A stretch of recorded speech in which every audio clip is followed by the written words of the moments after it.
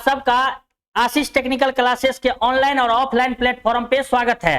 Guys, DRDO की vacancy आ गई है, एडवर्टाइजमेंट आ चुकी है, उसके बारे में आज हम आप लोगों के साथ इंफॉर्मेशन शेयर करेंगे और इसमें हम आपको बताने वाले हैं कि आपके पास क्या डिग्री है तो आप एलिजिबल हैं और नहीं एलिजिबल हैं, आपका एज लिमिट क्या है, आपके ब्रांच से रिलेटेड कितने सीट्स हैं और इसमें कौन कौन सा डिफरेंट ब्रांच एलिजिबल है। समझ में आई बात? तो इसी बारे में आज हम लोग डिस्कस करने वाले हैं और इस कड़ी में एडवर्टाइजमेंट जो है वो कुछ इस तरह से है।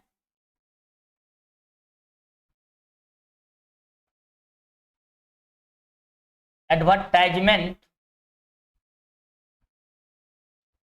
नंबर है जो आई है ऑफिशियल वेबसाइट पे,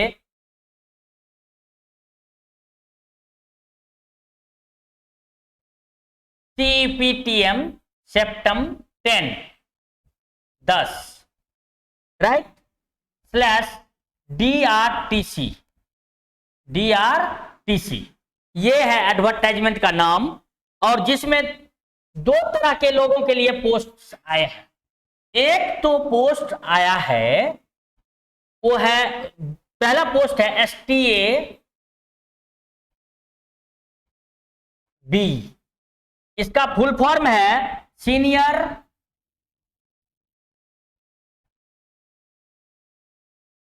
technical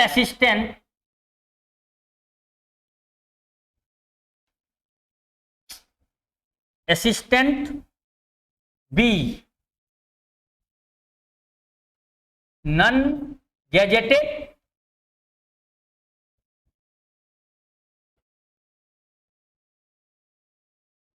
non ministerial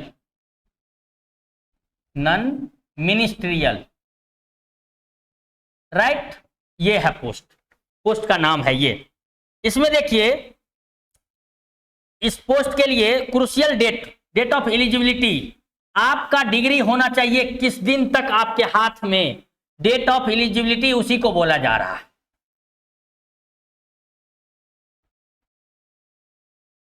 date of eligibility ये जो है आपका है 23 सितंबर 2022 तक आपका डिग्री आपके पास होना चाहिए।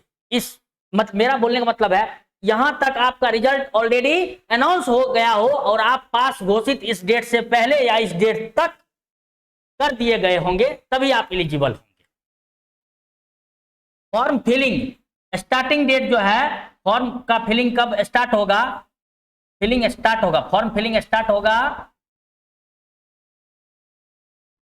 एप्लीकेशन फॉर्म कब से फिल कर सकते हैं तो वो है 3 सितंबर 2022 से ये स्टार्ट होगा, सुबह 10 बजे से 10 AM से, 10 आवर लिखा हुआ है वो, दैट इज कॉल्ड 10 AM से स्टार्ट होगा राइट। और last date of form filling है, last date of form filling इस डेट तक आप कर सकते हैं, वो है 23 सितंबर 2022। इसीलिए बोला गया है कि जिस दिन तक लास्ट डेट है ना फॉर्म फिलिंग का, उस दिन तक आप पास घोषित अपने डिग्री में एलिजिबिलिटी वाले एग्जाम में कर दिए गए होंगे और आपके पास मतलब उसका सबूत होएगा राइट ना, और बाद में आपको डिग्री वगैरह क्वालिफाई करने के बाद चेक करेगा।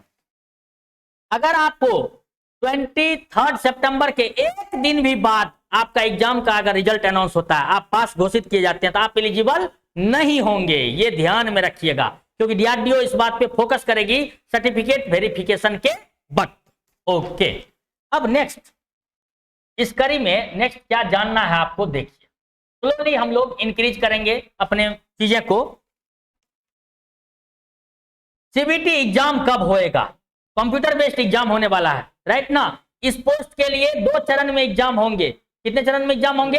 2 चरण में इस पोस्ट के लिए। ये कौन कौन भर सकता है हम थोड़ी देर में आते हैं, लेकिन थोड़ा सा बता दें। एक होगा टायर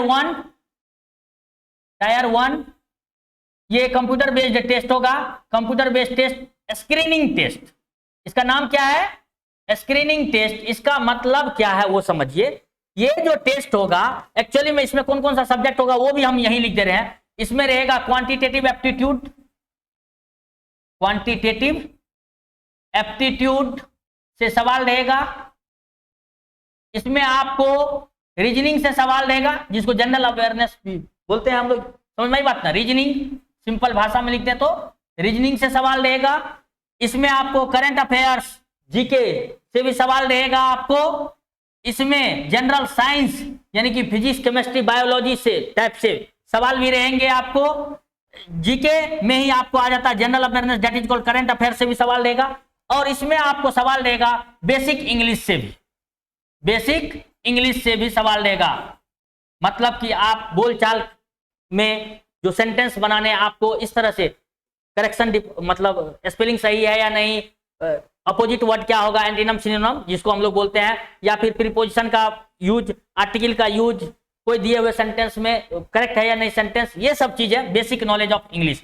इस टॉपिक से रहेगा आपको किसी क्या रहेगा, screening test tier 1 first test में, राइट। अब यहां पे एक और थोड़ा सा हम बात आपको बता दें, इस टॉपिक से आपको क्वेश्चंस रहेंगे 120 क्वेश्चंस, ये सभी टॉपिक से मिला के, राइट ना, सीबीटी 1 में, जिसमें इसके करस्पॉन्डिंग मार्क्स कितने होंगे, हर एक क्वेश्चन 1 मार्क्स का होने वाला है, 120 मार्क्स होंगे। और ये एग्जाम जो होगा सीबीटी कंप्यूटर बेस्ड टेस्ट, ये होगा 90 मिनट का। ये कितने देर का टेस्ट होगा, 90 मिनट का, यानी कि 1.5 आवर, 1.5 घंटे की टेस्ट होगी। और देखिए एक और बात यहाँ पे बहुत ज्यादा इंपॉर्टेंट है, वो आपको हम समझाते चलें तो ज्यादा बेहतर समझ में आएगा। यहाँ पे दूसरी बात ये है कि आप अपने कैटेगरी के हिसाब से, अगर आप यूआर माने जनरल, यहां हम यूआर लिखेंगे, इसका मतलब है जनरल कैटेगरी। अगर आप जनरल कैटेगरी से हैं तो इस एग्जाम में कम से कम 40% मार्क्स लाना पड़ेगा। 40% मिनिमम क्राइटेरिया है सीबीटी टायर 2 टेस्ट के लिए, जिसमें टेक्निकल पेपर का टेस्ट होने वाला आपका ब्रांच से रिलेटेड, उसमें तो उसमें मिनिमम कितना इसमें चाहिए, 40%। लेकिन कोई जरूरी नहीं कि 40% आप ले आए यूआर कैटेगरी से तो आपका लिस्ट में नाम हो ही, उसके लिए भी हम आगे बात करेंगे क्या होने वाला है। तो आप ये समझ में आ गया बात आपको। अगर यूआर है और ओबीसी कैटेगरी में है, जनरल और ओबीसी में, तो कितना मिनिमम परसेंट चाहिए मार्क्स टोटल का, यानी कि देखो इसका 40% कितना मार्क्स हो जाएगा, 48, यानी कि 120 में 80 नंबर कम से कम लाना पड़ेगा यूआर और ओबीसी वाले को। अगर आप SC ST कैटेगरी से हैं तो आपको कम से कम 35% मार्क्स लाना पड़ेगा, ये मिनिमम एलिजिबिलिटी है। अब आपके मन में एक सवाल होगा कि सर इसमें कितने बच्चे का सिलेक्शन होगा। तो सपोज मानिए कि आपके ब्रांच का नाम है मैकेनिकल, सपोज, हमको नहीं पता आपके ब्रांच का क्या नाम है, मैकेनिकल। अगर उसमें टोटल सीट है सपोज मान लीजिए 294, इसमें कितने हम बाद में बताने वाले हैं, 294, उसमें हर कैटेगरी में एक पोस्ट के लिए, ये हम लिख रहे हैं नंबर ऑफ पोस्ट, एक पोस्ट के लिए 8 कैंडिडेट को स्क्रीनिंग टेस्ट में पास किया जाएगा। आया बात समझ में, हर एक कैटेगरी में, यूआर में भी, ईडब्ल्यूएस में भी, ओबीसी में भी, एससी में भी, एसटी में भी, इवन एक्स सर्विसमैन में भी, और स्पोर्ट्स कोटा वाले में भी, समझ में आई बात ना। इन सारे कैटेगरी में एक पोस्ट के लिए 8 लोग को सेकंड टेस्ट लिखने दिया जाएगा, क्वालिफाई किया जाएगा फॉर स्क्रीनिंग टेस्ट में, फॉर सेकंड टेस्ट टायर 2 के लिए। मीनिंग समझ में आया। तो अब क्या होगा, आप 40 लाए हैं, ये गारंटी नहीं है, क्योंकि आप ही के कैटेगरी वाले आपसे ज्यादा लोग 40 से ज्यादा ले आए हैं, तो तब तो उसको होगा, आपका नीचे आ जाएगा नाम, तो आपका नहीं होगा। मतलब मैक्सिमम आप जितना ला सकते हैं, मिनिमम कितना होना चाहिए, ओके, ये डिपेंड करेगा। अब ये समझ में आ गया, ये सीबीटी 1 का। इसी में जस्ट देखिए, आपका ब्रांच कुछ भी हो, आपका ब्रांच कुछ भी हो, और अगर यहां देखिए आपका ब्रांच कुछ भी हो, और अगर आप सीबीटी 1 क्वालिफाई कर गए इसमें, तब आपको लिखने का मौका मिलेगा क्या, टायर 2 में। क्या होगा आपका, टायर 2 में ये भी होगा सीबीटी बेस्ड टेस्ट ही। एक और बात बोलना था, यहाँ पे there is no negative marking, negative marking नहीं है, राइट, निगेटिव मार्किंग नहीं है इस एग्जाम में, समझ में आई बात ना। ओके, अब आते हैं सीबीटी, जैसे इसमें क्वालिफाई अगर आप कर गए तब सीबीटी टायर 2 में सीबीटी 2 लिखने का आपको मौका मिलेगा, और ये होगा आपके ब्रांच से रिलेटेड टेक्निकल, सारा जितने भी टेक्निकल पेपर आपसे ब्रांच से रिलेटेड बताएंगे हम कौन कौन है किस ब्रांच से, तो वो आपका ब्रांच बेस्ड, समझ में बात ना, क्वेश्चंस होंगे यहाँ पे। और ये जो होगा इसमें 100 क्वेश्चंस होंगे, कितने क्वेश्चंस होंगे, 100 क्वेश्चंस, 100 मार्क्स के लिए होगा। टाइम इसमें भी 90 मिनट ही होएगा, समझ में आई बात ना। तो एक क्वेश्चन के लिए लगभग 1 मिनट मिल रहा है इसमें, ठीक है ना, ऐसा। तो पहले आपको क्वालिफाई करना है ये एग्जाम सीबीटी 1 नॉन टेक्निकल वाला, and then you will be eligible for CBT 2, और सीबीटी 2 होगा आपके अपने ब्रांच से रिलेटेड सिर्फ टेक्निकल, समझ में आया बात ना। अब हम लोग बारी बारी से बात करेंगे कि इसमें कौन कौन एलिजिबल है, मेरा मतलब है, और डिफरेंट ब्रांच, तो देखिए, और उसमें साथ ही साथ उसमें पैरेलली हम ये भी बात करते जाएंगे किस ब्रांच में कितना सीट है, समझ में आई बात ना, और किस कैटेगरी के लिए। ये एसटीए पोस्ट जो है वो डिप्लोमा वाले के लिए है, किसके लिए है, डिप्लोमा वाले के लिए है। बीएसटी फिजिक्स, बीएसटी मैथ, मतलब साइंस का और भी पेपर है, केमिस्ट्री, जूलॉजी, बॉटनी, समझ में आ रहा बात ना, उसके लिए भी है। और आईटी, आईटी माने computer science, CSC computer science, इसके लिए है। डिप्लोमा, डिप्लोमा अलग पढ़ाई होती है, इसके अलावा ये बीएससी जो लोग करके रखे हैं फिजिक्स, उसके लिए भी है, मैथ्स के लिए भी है, और आईटी बीएससी आईटी सीएससी वाले के लिए भी है, समझ में आई बात ना, इसके लिए है। अब यहाँ पे हम बोलने वाले हैं, सपोज मानिए डिप्लोमा में डिफरेंट ब्रांच होते हैं ना, उसमें मान लीजिए सपोज आपका मैकेनिकल ब्रांच है, सपोज मान लीजिए आपका मैकेनिकल ब्रांच है या मैकेनिकल इक्विवेलेंट ब्रांच है, लाइक ऑटोमोबाइल इंजीनियरिंग, तो भी आप एलिजिबल हो जाएंगे, समझ में आई बात ना। ऐसा production engineering, industrial engineering, diploma अगर ऐसा देती है वो मैकेनिकल के अंदर ही आता है, एलाइड ब्रांच में, समझ में आई बात ना। तब हम यहाँ जो सीट लिखने वाले हैं, पहले लिखेंगे एससी कैटेगरी वाले के लिए, फिर लिखेंगे हम लोग एसटी कैटेगरी वाले के लिए, फिर लिखेंगे ओबीसी कैटेगरी वाले के लिए, यही ट्रेंड फॉलो करेंगे सभी ब्रांच के लिए। फिर ईडब्ल्यूएस वाले के लिए, देन हम लोग लिखेंगे यूआर जनरल कैटेगरी, देन यहाँ पे टोटल कितना सीट है, और इस टोटल में ही हर एक कैटेगरी से स्पोर्ट्स कोटा वाले के लिए भी कुछ कुछ सीट है, समझ में आई बात ना, समझ में आई बात। ऐसा ओके, यहाँ पे टेक्निकल वाले में नहीं है, हालांकि ये साइंस वाले में है, वो हम बाद में बात करते हैं। सपोज मानिए मैकेनिकल है आपका, एससी कैटेगरी के लिए पोस्ट है रिजर्व 40, एसटी के लिए 21, ओबीसी के लिए 60, और आपका ईडब्ल्यूएस के लिए 38 सीट है रिजर्व, और जनरल के लिए 135 सीट है ओपन कैटेगरी में, और टोटल सीट है 294। सबसे ज्यादा वैकेंसी मैकेनिकल डिप्लोमा वाले के लिए ही है, इसीलिए हम पहले से बात किया। आई बात समझ में ना, क्योंकि मैकेनिकल वाले हताश हो गए थे कि वैकेंसी नहीं आ रही है, आ तो गई है, अभी ना पढ़ोगे तो फिर आके भी चली जाएगी, समझ में आए बात ना, और कैसे पढ़ना है ये भी बताएंगे। ओके, अब अगर मान लीजिए सपोज आपका ब्रांच है, इसके बाद गोल्डन अपॉर्चुनिटी है फॉर इलेक्ट्रॉनिक्स इंजीनियर, ये भी बोलते रहता हमारा सीट नहीं आता है, लो आ गया। इलेक्ट्रॉनिक्स से आप डिप्लोमा किए हैं तब, या इलेक्ट्रॉनिक्स एंड कम्युनिकेशन इंजीनियरिंग इसी से किए हैं तब, या इलेक्ट्रॉनिक्स एंड टेलीकम्युनिकेशन से किए हैं तब, इवन आप टेलीकम्युनिकेशन से किए हैं तब भी आप एलिजिबल हैं, अगर 3 साल का डिप्लोमा किए हैं। इवन आप लेटरल एंट्री मतलब +2 या डिप्लोमा तब भी एलिजिबल है। इसमें एससी कैटेगरी के लिए 20 सीट है, एसटी कैटेगरी के लिए 14 सीट है, ओबीसी के लिए 52 सीट है, और ईडब्ल्यूएस के लिए 23 सीट है, जनरल कैटेगरी में 83 सीट है, और टोटल पोस्ट है 192 192, यहां से लगभग 102 सीट कम, समझ में आई बात ना। And this is the second highest vacancy in diploma post, अब की बार एसटीए वाले पोस्ट के लिए, समझ में आई बात ना।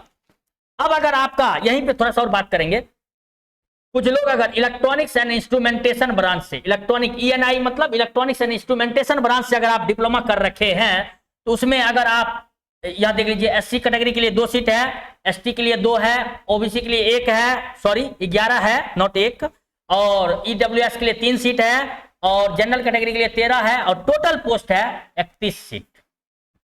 टोटल कितना है? 31 सीट। समझ में आई बात ना? सबको ऐड कीजिएगा, वो आ जाएगा। अगर आपका सिर्फ इंस्ट्रूमेंटेशन में डिप्लोमा है, समझ में आई बात ना, तब आपके लिए सीट है। अगर एससी कैटेगरी के लिए रिजर्व किया हुआ है 1, एसटी के लिए 0 है, ओबीसी के लिए 5 है, ईडब्ल्यूएस के लिए 3 है, और जनरल कैटेगरी के लिए 8 है। इसमें टोटल सीट मात्र 17 है। आया बात समझ में?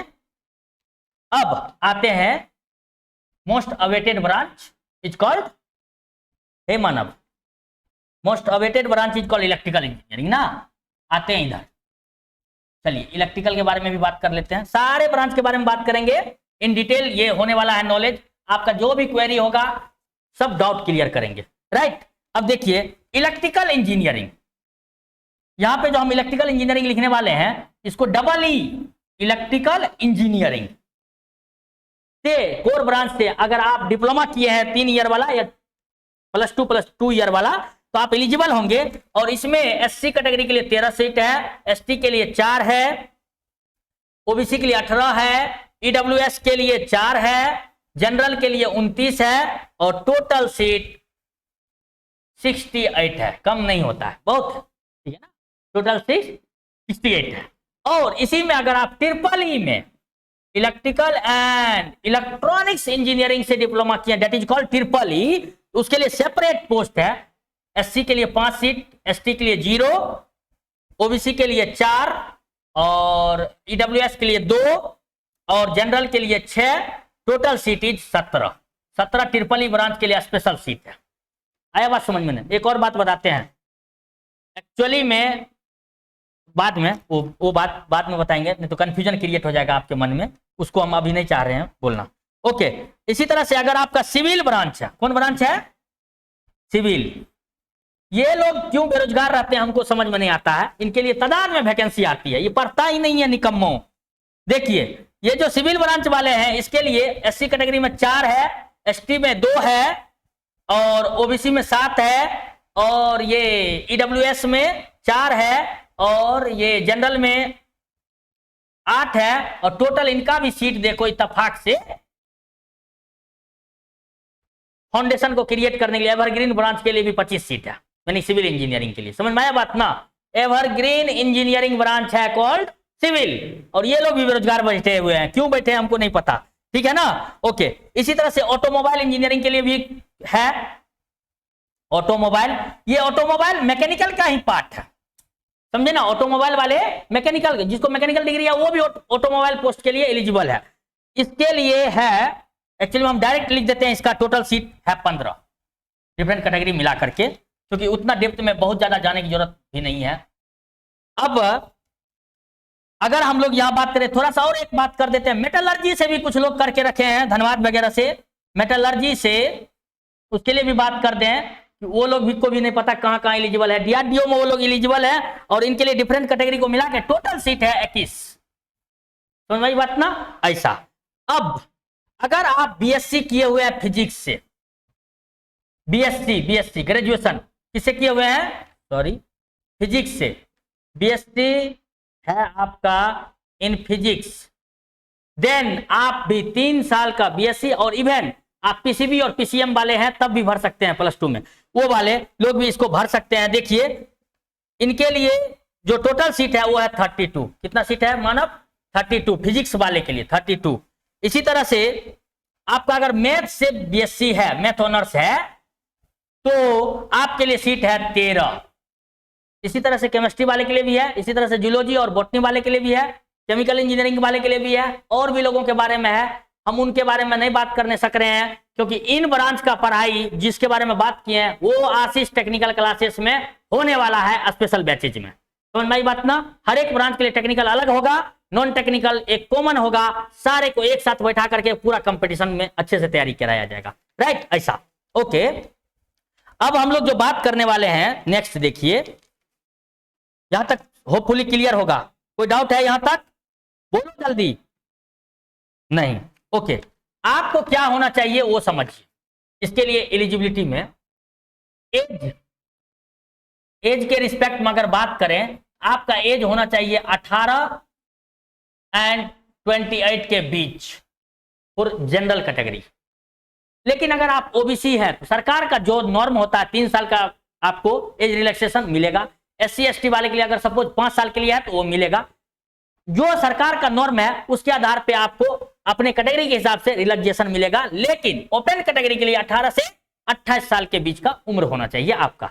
एज से रिलेटेड भी प्रॉब्लम दूर हो गया, राइट? ओके, अब यहां हम लोग बात करेंगे। कुछ लोग ये बात बोलता है कि सर अगर हम बीटेक किए हैं तो इस पोस्ट के लिए एलिजिबल है? नहीं। कौन एलिजिबल नहीं है?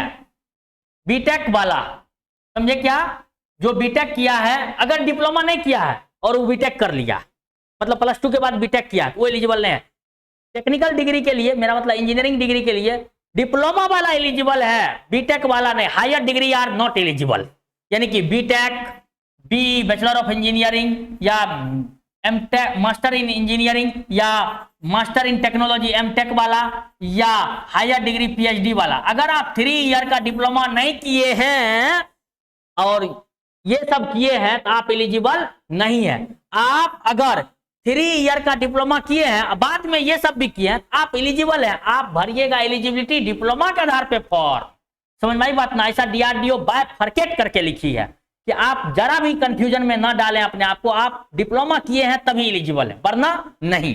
समझ में आई बात ना? ऐसा उसी तरह से BSc आप फिजिक्स किए हैं, 3 साल वाला कोर्स जिसमें 2 साल आप अच्छे से वो फिजिक्स को पढ़े हैं, या IT है या कंप्यूटर साइंस, BSc IT का कोर्स होता है ना डिफरेंट यूनिवर्सिटी में, वो वाला, या आप मैथ से BSc किए हैं, या आप जूलॉजी से किए हैं, या आप बॉटनी से किए हैं, ऑनर्स पेपर ऐसा रहा है, केमिकल इंजीनियरिंग में और केमिस्ट्री से रहा है, तो आप एलिजिबल है। इवन एग्रीकल्चर इंजीनियरिंग वाला भी एलिजिबल है, BSc एग्रीकल्चर इंजीनियरिंग वाला। उन सब के बारे में हम उतना बात नहीं करने वाले। जो जो ब्रांच यहाँ लिखे हैं इन सब के बारे में हम लोगों को यहाँ पे आपका क्या आने वाला है, सेपरेट बैच बनने वाला है। नॉन टेक्निकल का पहले, अभी जो बैच बनेगा वो नॉन टेक्निकल सब के लिए चलेगा, मैराथन की तरह।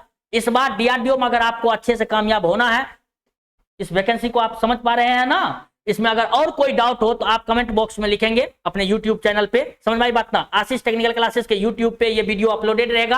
आप कोई भी क्वेरी है आप उसमें बोलेंगे। क्लासेस जो है यहाँ ऑनलाइन ऑफलाइन दोनों मोड में चलेगा। Classes online, same class online और ऑफलाइन मोड में चलेगा। समझ में आई बात ना? ऑनलाइन का अलग एनर्जी चार्जेज होगा और ऑफलाइन का अलग एनर्जी चार्जेज होगा। बिना एनर्जी का कुछ नहीं होता है। एनर्जी, समझ में आई बात ना? एनर्जी कंजर्व है, हाँ या ना? एक फॉर्म से दूसरे फॉर्म में सिर्फ ट्रांसफॉर्म होता है। स्वतः कोई भी डिवाइस नहीं है जो एनर्जी प्रोड्यूस करेगा, हाँ या ना? आउटपुट आपको देगा। इसीलिए आपको कुछ ना कुछ इसके एवज में इंस्टीट्यूट को देनी होगी, जो एक मिनिमम फी रखा जाएगा।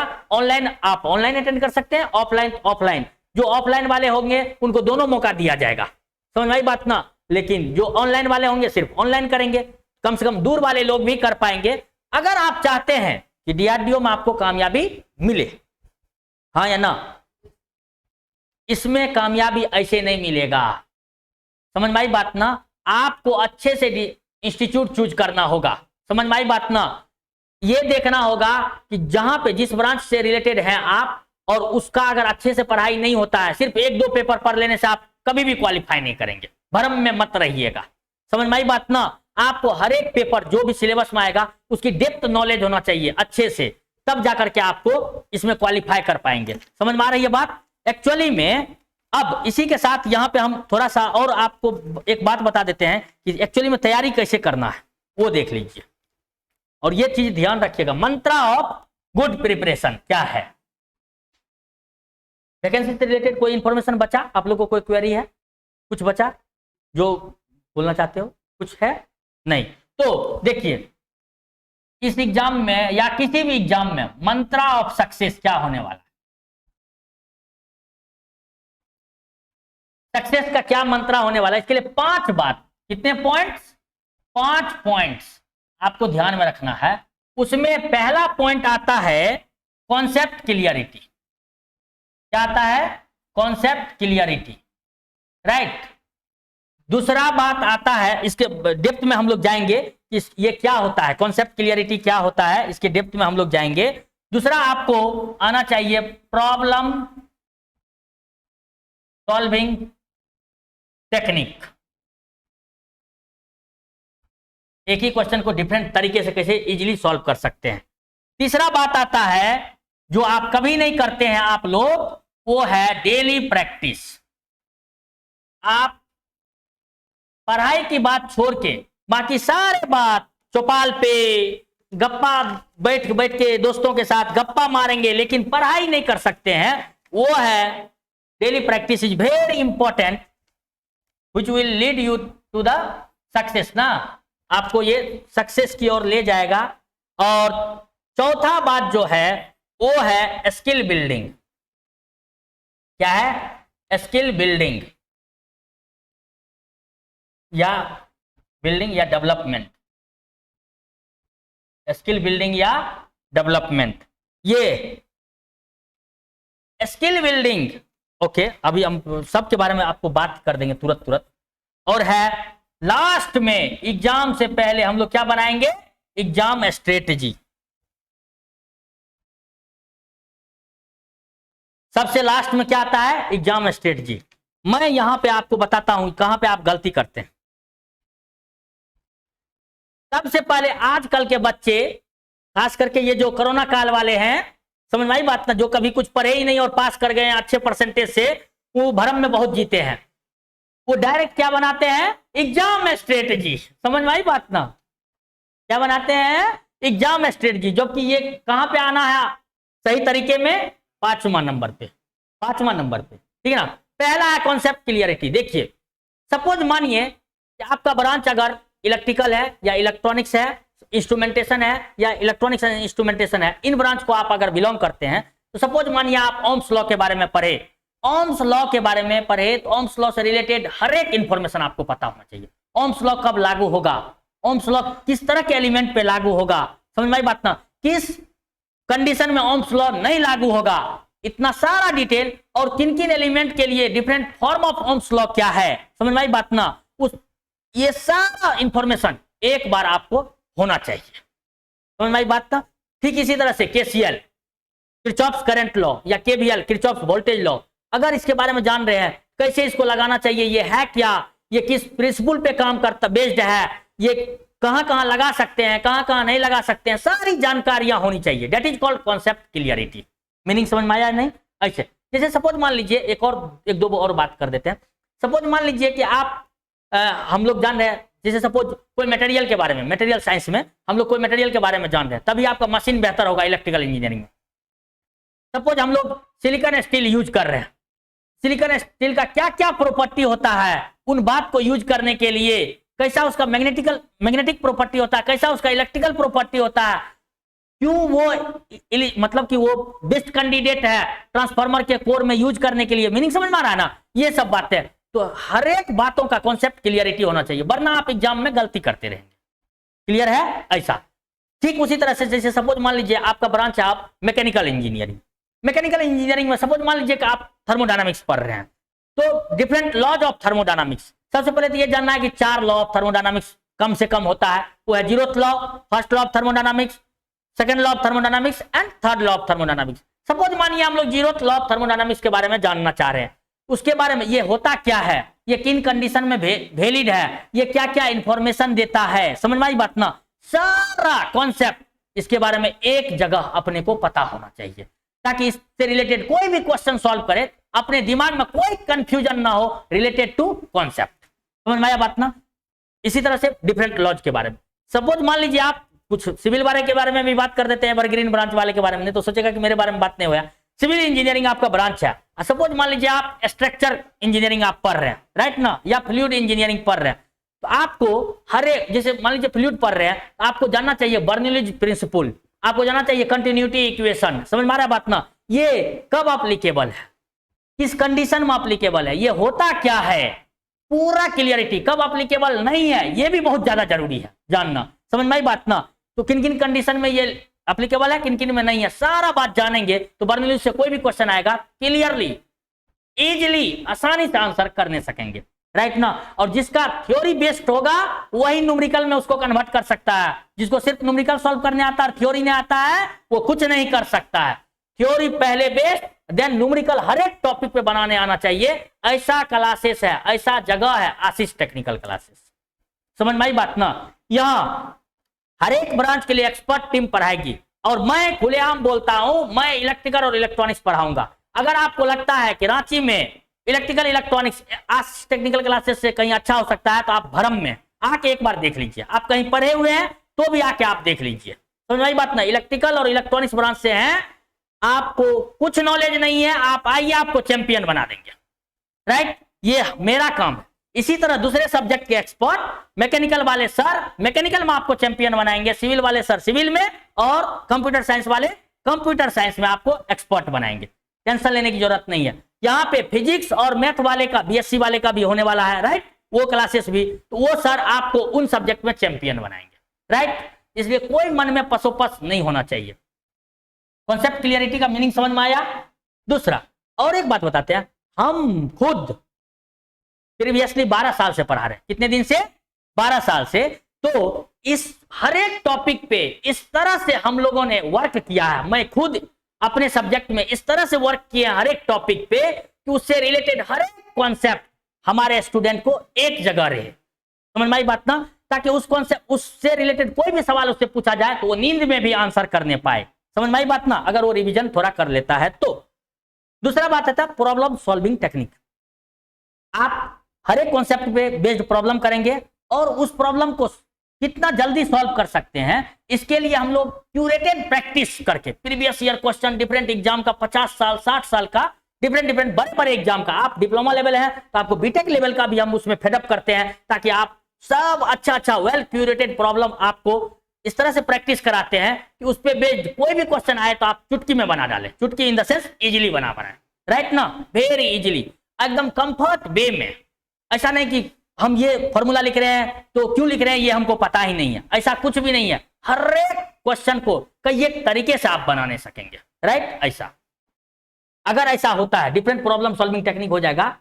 और इसको आप डिफरेंट प्रॉब्लम सॉल्विंग टेक्निक जो डेवलप हुआ आपके अंदर, इसको अगर आपको पुख्ता करना है, इसको स्ट्रांग बनाना है, तो आपको क्या करना पड़ेगा? Daily practice. डेली प्रैक्टिस मतलब प्रैक्टिस मेक्स अ मैन और अ मैन परफेक्ट, ये जानते हैं ना। यानी कि इन शॉर्ट एक बार में बोले तो practice makes a person perfect. जितना ज्यादा आप प्रैक्टिस करेंगे उतना ज्यादा आप मतलब परफेक्ट बनेंगे। इसके लिए आपको डेली प्रैक्टिस करना जरूरी है, ऑल क्यूरेटेड प्रॉब्लम का जो आपको हम देंगे यहाँ। अब जैसे ही डेली आप प्रैक्टिस करेंगे that will leads to skill building. देखो, बूंद बूंद से घड़ा भरता है, क्या होता है बाबा? बूंद बूंद से घड़ा भरता है। डेली थोड़ा थोड़ा प्रैक्टिस करके, हर एक कॉन्सेप्ट के बारे में प्रैक्टिस करके, एक दिन आप, यहां है आपका रिजल्ट बाबा, सक्सेस पॉइंट। देखो ये लीनियर है, हाँ या ना, तब आप यू विल रीच वहां। ये है आपका, जब आप स्टार्ट किए हैं तब, और फाइनली आपको रीच करना है डेस्टिनेशन को। इसके लिए चाहिए concept clarity, problem solving technique, daily practice, then that will leads to the skill building in turn leads to the success। समझ में आया बात ना? ऐसे इस रूप में जाएगा, लाइक स्टेयरकेस। एक ही बार जंप मार के वहां नहीं पहुंचना है, हेलीपैड मत खरीद लीजिए, स्लोली जाइए आप। समझ में आई बात ना? सीढ़ी दर सीढ़ी चढ़िए, तब आप कामयाब होइएगा। हर एक कॉन्सेप्ट को बारीकी से पढ़िए। मीनिंग समझ में आया? और इन सब चीज आप ये करके रखे हैं, सक्सेस होने के लायक हो गए हैं, तो जो एग्जाम को आप देने जा रहे हैं, सपोज आप डीआरडीओ देने जा रहे हैं, राइट ना, तब इसके लिए आप बनाइएगा क्या? एग्जाम स्ट्रेटजी, कि कितने समय में किस तरह का क्वेश्चन आएगा, किस तरह से हम लोग उसको अटेम्प्ट करेंगे, ये सारा आपको हम बताएंगे। समझ में आई बात ना? और तब फाइनली ये एग्जाम स्ट्रेटजी उस पर्टिकुलर एग्जाम, हर एक एग्जाम के लिए अलग अलग हो सकता है, हाँ या ना। अभी देखो, लाखों बच्चे जेईई का एग्जाम देते हैं, उसमें से 1000 में एक बच्चा कामयाब होता है, 1000 में एक बच्चा कामयाब होता है। ये वही बच्चे हैं कामयाब होने वाले जिनके पास ये चीजें होती है। समझ में आई बात ना? वरना बहुत मुश्किल है। हम भ्रम में आपको नहीं रखना चाहते और डरा भी नहीं रहे, आपको सही चीजों को बता रहे। सही इंफॉर्मेशन शेयर कर रहे हैं। कैसे आप अपने आप को अच्छे बना सकते हैं। अगर आप ये चाहते हैं कि हमको सब कॉन्सेप्ट क्लियरिटी वगैरह वगैरह अच्छे है, तो आप अपने से भी तैयारी कर सकते हैं, लेकिन आप एक प्लेटफॉर्म के तलाश में हैं जहां आपको ये सब चीजों पे पूरा ध्यान दिया जाए, 1 to 1 फोकस किया जाए हर एक स्टूडेंट पे, चाहे आप कमजोर हैं चाहे स्ट्रॉन्ग है, 1 to 1 फोकस हो, ऐसा क्लासेस है आशीष टेक्निकल क्लासेस रांची। इसमें आपको कोई शक नहीं होना चाहिए। कोई भी टीचर यहाँ पढ़ा रहा है, अगर आपको कोई बरगला रहा है करियर से रिलेटेड, उसको छोड़ के जल्दी भागिए। आप अपने से पढ़िए या अच्छी जगह पढ़िए। गलत जगह पढ़ने से अच्छा है कि बिल्कुल ना पढ़िए, क्योंकि नाकामयाब ही रहेंगे आप। आया बात समझ में ना? वही लोग डिप्लोमा डिग्री होल्डर इंजीनियर को बदनाम कर दिया है, एंड हम वैसे लोगों को देखना नहीं चाह रहे हैं। हम वैसे लोगों की आबादी को कम करना चाह रहे हैं, सफलता तक रीच करा करके उनको। समझ में आई बात ना? ऐसी हमारी और हमारी टीम की पूरी प्रयास है। आशीष टेक्निकल क्लासेस में जितने भी फैकल्टी हैं सारे फुल्ली डिवोटेड है अपने सब्जेक्ट को लेकर के, इसलिए टेंशन लेने की कोई जरूरत नहीं। आपको सिर्फ क्या करना है, साथ देना। आप एलिजिबल हैं, फॉर्म फिल करिएगा, उससे पहले ही अभी से ही आप प्रिपरेशन शुरू कर दीजिए। अब वेट मत कीजिएगा कि फॉर्म फिलिंग शुरू होगा तब ज्वाइन करेंगे। समझ में आई बात ना? ये वैकेंसी आ गई है, मतलब फॉर्म फिलिंग शुरू होगा 3 सितंबर से, तो 3 सितंबर से होगा, इसमें कोई शक नहीं है। और 23 सितंबर को फॉर्म फिलिंग का लास्ट डेट हो जाएगा। एग्जाम सिटीज आपको रांची में भी रहेगा। हर एक कैंडिडेट आप फिल कर सकते हैं इस जो एलिजिबल हैं इसके लिए, राइट ना? फिर भी अगर कोई डाउट हो आप हमको क्वेरी में कमेंट में भेजिएगा। आप आशीष टेक्निकल क्लासेस के चैनल को लाइक सब्सक्राइब कर लीजिए। हर एक सब्जेक्ट के बारे में, हर एक सब्जेक्ट के टॉपिक वाइज, हर एक ब्रांच वाले के लिए हम previous year question paper discuss करने वाले हैं और न्यू क्वेश्चन डिस्कस करने वाले हैं, जो कि वीडियो वहां अवेलेबल रहेगा, आप उसको देख पाएंगे। समझ में? तो बहुत ही बेनिफिशियल होने वाला है, इसलिए आप आशीष टेक्निकल क्लासेस का चैनल लाइक सब्सक्राइब कर लें। आप अच्छे से लाइक कर लीजिए, सब्सक्राइब कर लीजिए और बेल बटन को प्रेस कर दीजिए ताकि हर एक नोटिफिकेशन आपको मिलता रहे, ठीक है? और भी कोई क्वेरी होगा तो नेक्स्ट क्लास में हम डिस्कस कर देंगे, नेक्स्ट वीडियो में। आज के लिए इतना ही, बहुत बहुत धन्यवाद। अगर आपको कोई प्रॉब्लम, क्या यस, अगर आपको जैसे सपोज मानिए आपको अगर चाहिए हमारा कांटेक्ट नंबर, डायरेक्टली आप हमसे कांटेक्ट कीजिए 9708566261 पे। ये मेरा कांटेक्ट नंबर है, ठीक है? आप एक बात ध्यान में रखिए, ज्वाइन कहीं भी करना है, अगर आपको लगता है कोई समस्या है इकोनॉमिकली भी, आप डायरेक्ट हमसे कांटेक्ट कीजिए इस पर। We are here to help you. और आपको पढ़ा के बहुत ज्यादा हमको कमाना नहीं है। हम आपको बताए हैं इंजीनियर के नाम पे जो प्रॉब्लम है उसको हटाने के लिए आपका तो मुझे कभी ना कभी साथ चाहिए, वरना आप खुद अपने आप को गाली देते रहेंगे, राइट ना? इसके लिए जुड़ना है आपको। तो आप बेहिचक feel free to ask any kind of doubt, इस नंबर पे आप कांटेक्ट करेंगे। आप एक बार ज्वाइन जरूर करें, खास करके अगर आपका ब्रांच है EE, EEE, EC, इंस्ट्रूमेंटेशन, इसको तो डायरेक्टली हमसे मिलना है। समझ में आई बात ना? कोई भी जिंदगी का डाउट हो, आप फ्रॉम योर बचपन to from your PhD highest level तक कोई भी बात कर सकते हैं, हम लोग मिलकर डिस्कस करेंगे, कोई भी प्रॉब्लम हो तो। और ठीक इसी तरह से मैकेनिकल, सिविल, ऑटोमोबाइल वगैरह वगैरह, कंप्यूटर साइंस ब्रांच वाले के लिए अलग अलग सर हैं, जो कि हम, ये मुश्किल होता है कि सब सर से आपको हम यहां मिलवा सकें, लेकिन सारे सर हैं अवेलेबल। आपको उनका नंबर हम दे करके फॉरवर्ड कर देंगे अगर आपको कोई तकलीफ रहेगी तो। समझ में आई बात ना? लेकिन ये ब्रांच वाले रांची में हो तो क्यों लेट कर रहे हो, ज्वाइन हियर। वरना बेरोजगार रहना है तो आपकी मर्जी है, ठीक है ना? With that note we will finish this video. Thank you.